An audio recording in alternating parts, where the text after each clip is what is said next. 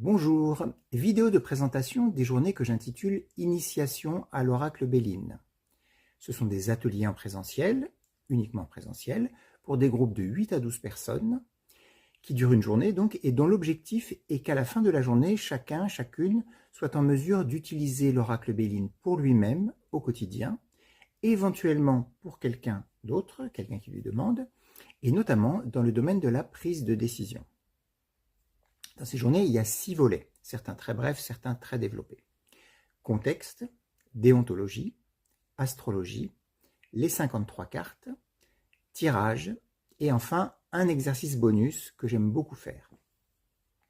Premier volet, contexte. Tout simplement, il s'agit d'un bref contexte historique et de présentation de quelques différentes versions du jeu qui existent. Et ce qui varie beaucoup d'une version à l'autre, c'est le graphisme évidemment. Deuxième volet, déontologie. On pourrait l'appeler « Peut-on faire n'importe quoi avec l'oracle Béline ?» Bon, vous vous doutez que ma réponse sera non. Et plus précisément, on passe en revue les questions suivantes. Peut-on poser toutes les questions à propos de soi-même à l'oracle Béline?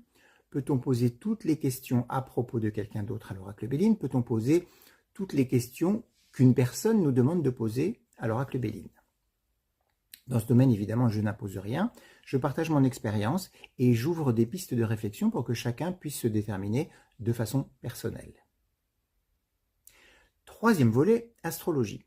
Pourquoi? Eh bien parce que l'oracle Béline est structuré autour de 7 groupes de 7 cartes, qu'on pourrait appeler des familles astrologiques, Soleil, Lune, Mercure, Vénus, Mars et Jupiter, Saturne, et qui, loin d'être des groupes ésotériques, sont des groupes énergétiques, d'énergie qu'on peut réellement ressentir, qu'on connaît déjà, en fait, il s'agit de les nommer et de les identifier, et qui sont au moins aussi importantes dans l'interprétation d'une carte que le nom de la carte ou le dessin qui figure dessus. Quatrième volet, les tirages de cartes.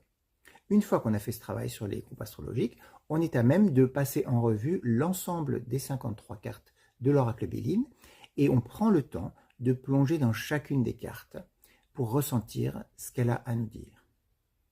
Enfin, cinquième volet, les tirages, puisqu'évidemment, si on fait tout ça, c'est dans l'idée de faire des tirages. Comme il s'agit d'une journée d'initiation, on se contente, si je peux dire, vous allez voir pourquoi, on se contente des tirages à une carte. On ne fait pas de tirage à 5 cartes par tirage en croix, pas de tirage astro.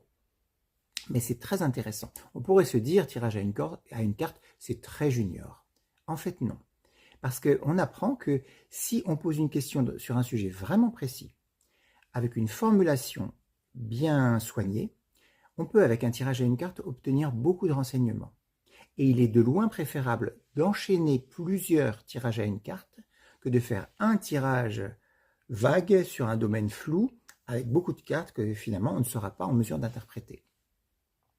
Et puis, sixième volet, un exercice bonus que j'aime beaucoup pratiquer, qui concerne la différence entre le mental et l'intuition dans l'interprétation des cartes. La différence est aussi un moyen très concret, pour lequel je vous aide, de passer de l'un à l'autre, de faire un va-et-vient entre le mental et l'intuition. Voilà, c'est une de mes marottes, une des choses que j'aime beaucoup faire. Voilà. Évidemment, il existe 1001 façons de s'initier à l'oracle Béline, et si celle-ci résonne pour vous, vous parle, vous attire, eh bien, je vous dis à bientôt.